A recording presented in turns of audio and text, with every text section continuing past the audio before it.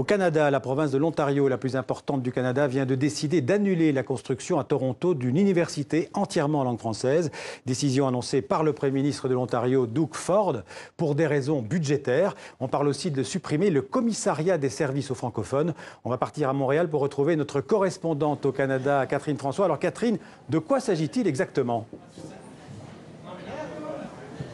Alors ce sont donc ces deux décisions qui ont été annoncées hier par le gouvernement de l'Ontario et qui soulèvent la colère, vous vous imaginez bien, de toute la communauté francophone de cette province. Alors qu'est-ce que le commissariat aux services en français? Eh bien, c'est le chien de garde en tant que tel pour cette communauté francophone pour qu'elle puisse se faire respecter et se faire servir en français dans la province.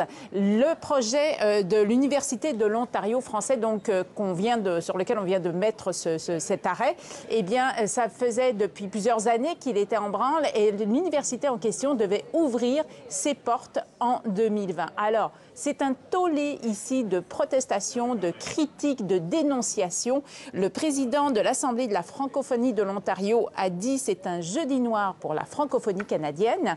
Le gouvernement Trudeau dénonce lui aussi fortement ces décisions du gouvernement ontarien par la voix de la ministre de la francophonie, Mélanie Joly.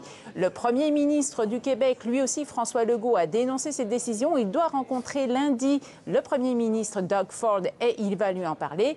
Il faut savoir, Xavier, qu'il y a 600 000 francophones en Ontario, donc c'est quand même une communauté très importante. Et ils ont annoncé qu'ils allaient s'adresser aux tribunaux dès maintenant pour faire renverser ces deux décisions controversées du gouvernement ontarien. Merci Catherine François en direct de Montréal. On suivra bien sûr dans le 64 minutes et dans nos autres éditions cette affaire donc de suppression de certains intérêts des francophones en Ontario et notamment cette université en langue française. Merci beaucoup d'avoir été en direct.